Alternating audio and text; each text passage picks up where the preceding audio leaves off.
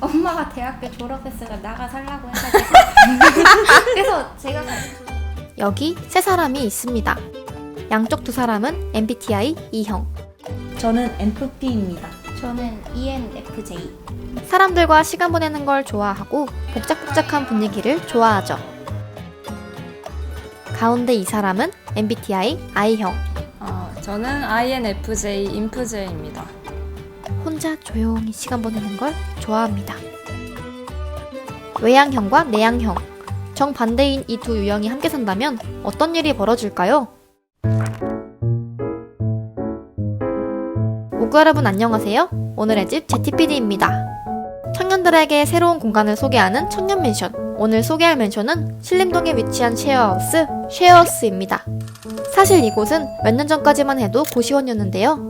한눈에 봐도 낡고 오래되었던 이 공간은 2016년 리모델링을 통해 쉐어하우스 거성이라는 이름으로 다시 태어났습니다. 본격적으로 공간을 살펴보기 전에 이곳에 살고 계신 입주민분들을 만나봤어요. 하하하 어색하네. 어쩌다 여기 입주하시게 됐는지 어떻게 아시게 됐는지 대전에서 서울로 이사를 오고 싶은데 혼자 살 자신은 없는 거예요. 그래가지고 일단 사회적 주택 위주로 찾아보고 있었는데 쉐어하우스가 있더라고요. 이 공간이 있어가지고 보러 왔는데 저기 루프탑이 맨 처음에 너무 마음에 들어서 들어왔고요. 지금도 너무 만족하며 잘 살고 있는 것 같아요. 정말 솔직하게 말해도 되나요?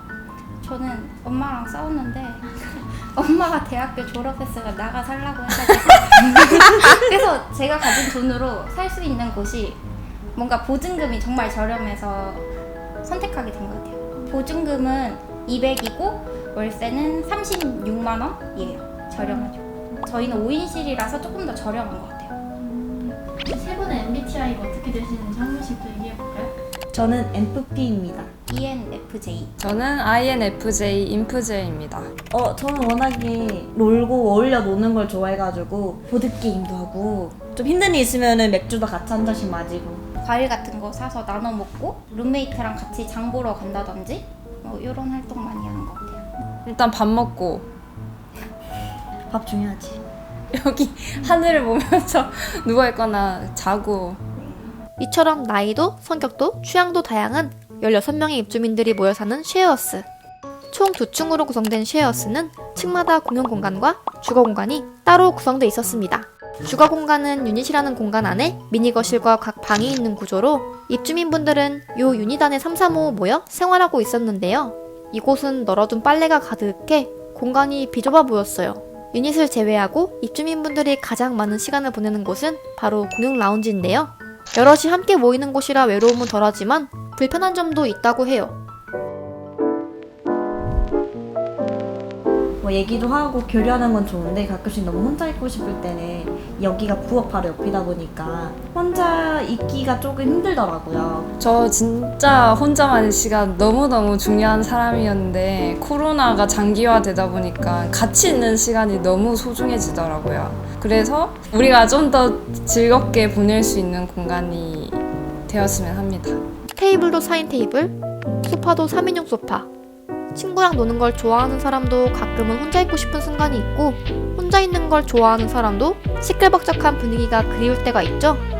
그래서 저희는 입주민분들이 성향에 따라 그날의 기분에 따라 따로 또 같이 시간을 보낼 수 있도록 공간을 바꿔보기로 했어요. 3층은 따뜻하면서도 차분한 분위기, 4층은 활동적이면서도 세련된 분위기로 컨셉을 잡고 각 층마다 이와 아이를 고려한 공간을 만들어 보았습니다. 그럼 바뀐 공간을 보실까요? 먼저 3층입니다. 입구에 들어서면 라운지가 가장 먼저 보이는데요. 라운지는 아이를 위한 공간입니다. 전반적으로 따뜻한 느낌이 나도록 바닥은 우드톤으로 바꾸고 공용 라운지에서도 편안하게 시간을 보낼 수 있도록 공간을 꾸몄습니다. 왼쪽 바 테이블은 카페 창가 쪽 자리처럼 일렬로 앉아 사용할 수 있도록 했고 테이블 아래엔 책장을 짜 수납도 챙겼습니다. 실제로 입주민분들이 볕이 잘 드는 이 창가 쪽 자리를 굉장히 좋아하신다고 해요. 바 테이블 뒤쪽엔 라운지 체어를 두고 혼자 음악을 듣거나 휴식하는 공간으로 꾸몄습니다. 사실 이 뒤쪽엔 공용 주방이 있는데요. 주방과 라운지 사이에 간이 가벽을 설치해 이곳에서 쉴 때만큼은 어수선한 주방이 보이지 않도록 했습니다. 가벽은 블루투스 기능이 있는 CD 플레이어와 액자로 꾸미고 조명을 두어 아늑한 느낌이 나도록 했습니다. 그리고 시폰 커튼을 걷으면 나오는 라운지 안쪽에는 여럿이 함께 시간을 보낼 수 있는 2형 공간을 만들었어요. 이곳에서 보드게임을 하거나 룸메와 과제를 하거나 빔으로 영화를 볼 수도 있습니다.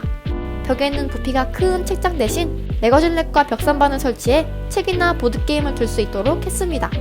참고로 E형과 I형으로 공간을 구성했지만 앰프피어도 혼자 있고 싶은 날엔 라운지에서, 인프제어도 복작복작한 분위기를 느끼고 싶다면 책상 공간에서 자유롭게 시간을 보낼 수 있답니다. 자, 이제 4층으로 넘어가 볼까요? 3층이 식사와 작업을 하는 공간이었다면 4층은 액티비티 공간입니다. 4층도 마찬가지로 E형과 I형으로 공간을 구성했는데요. 안쪽에 있는 E형 공간 먼저 보실까요? 액티비티룸답게 이곳엔 3인용 소파를 배치하고 빔 프로젝터와 플레이스테이션 게임기를 두었어요.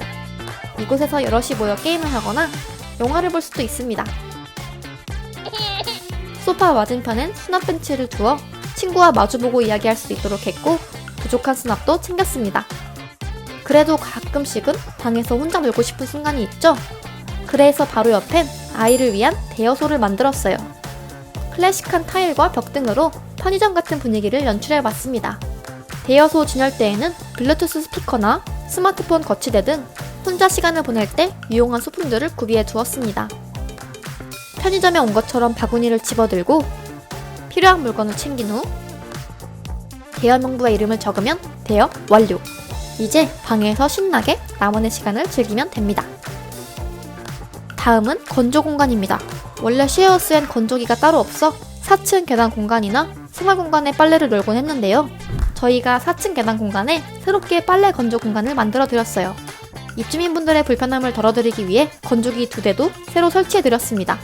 공간이 어둡지 않도록 장 스탠드와 단 스탠드를 각각 하나씩 두었고 건조를 기다리는 동안은 스툴에 잠시 앉아 쉴 수 있도록 했습니다. 공간에 은은하게 노래가 흘러나오도록 블루투스 스피커도 두었어요. 건조 공간이 생겨 더 이상 빨래를 널지 않아도 되는 생활 공간에선 뭘 하면 좋을까? 고민하다가 홈트를 할 수 있는 홈짐을 만들었어요. 운동을 하며 자세를 체크할 수 있는 큰 전시 거울을 두고 곳곳에 부피가 너무 크지 않은 운동기구도 구비해 두었습니다. 부족한 수납은 락커를 두어 보충했는데요. 열쇠가 있어 프라이버시 보호도 가능합니다. 공간에 생기를 불어넣어줄 조화식물도 배치했어요. 헛둘 운동을 하며 스타일링 끝! 오늘의 집! 오늘의 청년맨션 어떤 것들이 바뀌었는지 한눈에 볼까요? 3층 공용 공간은 따뜻한 분위기의 라운지로 변신했어요. 여기에 이를 위한 다이닝 공간과 아이를 위한 휴식 공간을 만들었습니다. 그리고 4층은 활동적인 분위기의 플레이룸으로 바뀌었어요. 이를 위한 액티비티 공간과 아이를 위한 대여소가 생겼습니다. 빨래 건조대가 가득했던 4층 계단 공간은 건조기를 새로 설치했고 빨래 때문에 비좁아 보였던 생활 공간은 홈트를 할 수 있는 미니 거실로 재탄생했습니다. 이번 공간을 꾸미면서 함께 한다는 것에 대해 다시 생각해보게 됐어요. 여럿이 시간을 보내는 게 좋다가도 가끔은 혼자 있고 싶은 순간이 있고 혼자 있는 게 편하다가도 가끔은 복작복작한 분위기가 그리울 때가 있지 않나요? 혼자 있고 싶을 때, 또 이따금 사람의 온기가 그리울 때 새롭게 맡긴 공간에서 따로 또 같이 좋은 추억을 만드셨으면 좋겠습니다. 오늘의 청년맨션은 여기서 마칩니다. 다음엔 또 다른 청년맨션을 소개하고 꾸며볼게요. 구독과 좋아요 잊지 마시고 다음 영상에서 만나요. 안녕!